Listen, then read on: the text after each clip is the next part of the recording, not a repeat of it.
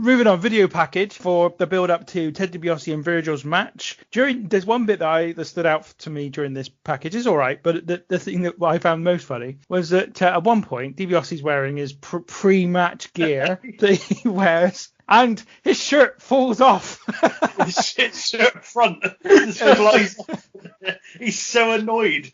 His shirt front flies off. It's amazing. And there's nothing else I've got on this. Anything else anyone's got on the promo video? Getting the rub down's pretty weird. It's getting a rub down from Virgil. I mean, it does evoke some very strong kind of like moments about it. But the fact that he's getting a rub down is so perfect. It's so incredibly heelish and dastardly and weird. I couldn't help but laugh at it. There's also in the video package, I was wondering if either of you would know this. So there's the bit where the $1 Million Man's having a scrap on Superstars and Virgil gets him counted out, so he loses. Do either of you know who the man was that he was fighting? No. So I looked at him, I had no clue who he was. Well, it's obviously a jobber. That's why he's so pissed off, is that he's obviously Bob one of the... Jobber. It's obviously a jobber, but I don't know who it is. I don't know who the jobber is. It'd be nice to them just to mention his name so we could have looked it up. I don't know who it is. Yeah, that's poor from their promo thing not to think that 30 years later someone would be making a podcast about it and they didn't think to say, oh, this is Alan Jones. Well, it's poor from them to do all of that and then expect us to do the heavy lifting and go and find out who it is, because I'm sure there is a way to find out. I just couldn't be bothered before we started recording, quite frankly. Yeah, well, I think that maybe they assumed that he'd be such a big star at the stage that you wouldn't need to go back, because you just look back and go, oh, there he is. Makes sense. To be fair, it's not the poorest decision they've made in relation to this presentation of this match. I think the biggest mistake they made is having the match.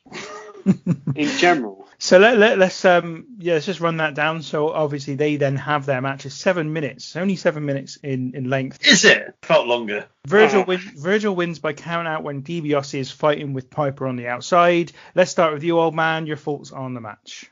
Okay, I'll go with the finish first. DiBiase gets counted out even though he stood on the ring apron. Pathetic, dreadful. But I was so relieved that it was over. So Piper gets his own entrance. They've obviously paired Piper with Virgil to keep Virgil's momentum going. And they've obviously realised that Virgil's awful. The crowd are well into him, to be fair. That's one thing I will say. They are very much with Virgil initially. But older Piper comes down to part of the promo package is that he's hurt his leg. He gets called Long John Piper by Heenan on commentary. $1 Million Man is selling for Virgil like there's no tomorrow. He is really, really trying to get him over, but it's really, really bad. Like, I think once Virgil starts wrestling, the crowd suddenly realise, oh, we don't want you, we want Piper. We want Piper on the outside. Yeah, we'll have Piper, please.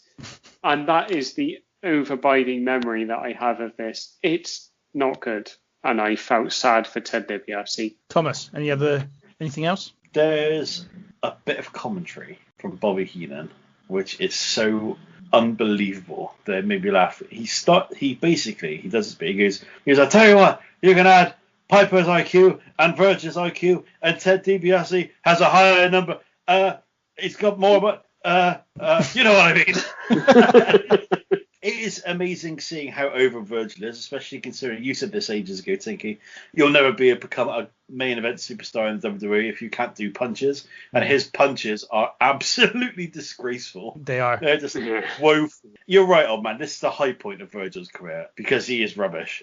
But he's over. Piper is so over as well. His selling of the leg is magnificent on the outside.